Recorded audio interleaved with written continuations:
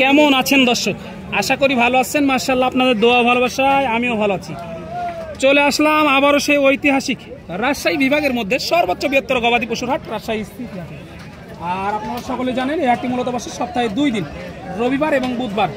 আর আজকে অবস্থান করছি রবিবার হাটে। আপনারা জানেন রবিবার হাটটি একটু বড় হয় আর বুধবার হাটটি একটু ছোট হয়। তো আজকে আপনাদেরকে দেখাবো কিছু আনকমন মহিষ, যেই মহিষগুলোর অনেক পরিমাণে চাহিদা থাকে কিন্তু হাটে ওইভাবে মিলে না, হঠাৎ করেই কিন্তু দেখা যায়। আপনারা ভিডিওতে অলরেডি দেখে বুঝতে পারতেছেন যে কি মহিষগুলো দেখানোর চেষ্টা করবো আজকে। এই যে দেখেন, একদম ঠিক ধরেছেন, অ্যালবিনো। হঠাৎ কিন্তু রাজশাহী সিটি হাটে 2-4টা করে আসছে। আর আজকে ভাইয়ের কাছে দেখতে পাচ্ছি অ্যালবিনো মহিষ। এই মহিষগুলো কেমন কি দরে বেচা কিনা চলতে আছে, আগের তুলনায় বাজারের কি অবস্থা, এই বিষয়গুলো ক্রেতা এবং বিক্রেতাগণের সাথে কথা বলে সংক্ষিপ্ত পরিসরে ধারণা দেওয়ার চেষ্টা করবো ইনশাল্লাহ। সময় নিয়ে সাথে থাকেন, তাহলে কিন্তু বুঝতে পারবেন কি অবস্থা। আর যারা দূর দূরান্ত থেকে হাটে আসতে চাচ্ছেন, একবারে লোকেশনটা বলে দিই। সর্বপ্রথম আসতে হবে রাজশাহী সদরে, সেখানে রেল স্টেশন এবং বাস স্টেশন এক জায়গাতে। হাটের দূরত্ব 2 থেকে 2.5 কিলোমিটার। তো চলুন আর কথা বলাবো না, ভাইদের সাথে একটু কথা বলি। আসসালামু আলাইকুম ভাই। ওয়ালাইকুম আসসালাম ভাই। কি অবস্থা, কেমন আছেন? তো আলহামদুলিল্লাহ ভালো আছি। কয় পিস নিয়ে এসেছিলেন ভাই? ভাই 7 পিস নিয়েছি। 7 পিস নিয়ে এসেছেন।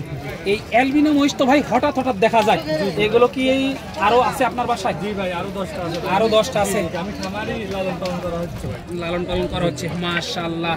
এই মহিষগুলো তো দেখে শুনে দাম দর করে নিতে পারবে ভাই। মাশাআল্লাহ ভাই, আপনার লোকেশনটা একটু ভালোভাবে বলবেন। জেলা পাবনা, থানা ভাঙ্গুরা, গ্রাম চর ভাঙ্গুরা ভাই। চর ভাঙ্গুরা গেলে এই মহিষগুলো বাসা থেকে সংগ্রহ করতে পারবেন। বাসায় আরো আছে ভাই, 10 পিস আছে। আরো 10 পিস আছে। অনেক প্রবাসী ভাইয়েরা কিন্তু বলেন যে ভাই 1-2টা অ্যালবিনো দেখা যায়, কিন্তু 4টা 5টা 10টা যদি লাটে নিতে চাই, তাহলে সেক্ষেত্রে কি মিলবে? অবশ্যই মিলবে।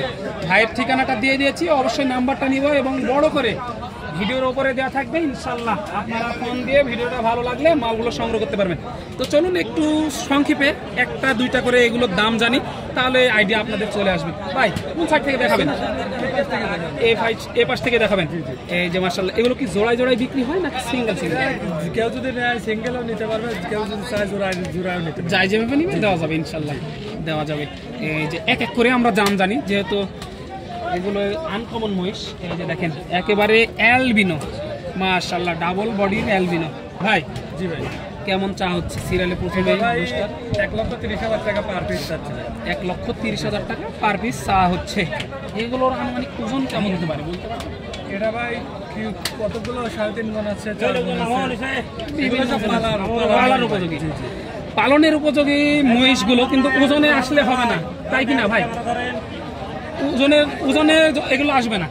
পালার মহিষ একটু দাম বেশি পড়বে, যেহেতু হাড্ডি মহিষ। এগুলো আপনার 6 থেকে 1 বছরের প্রজেক্ট করলে কত করে, মানে কত মন আসতে পারে ওজনে? এভারেজে 8-10 মণ করে আসতে পারে। 8-10 মন করে আসতে পারবে ইনশাল্লাহ।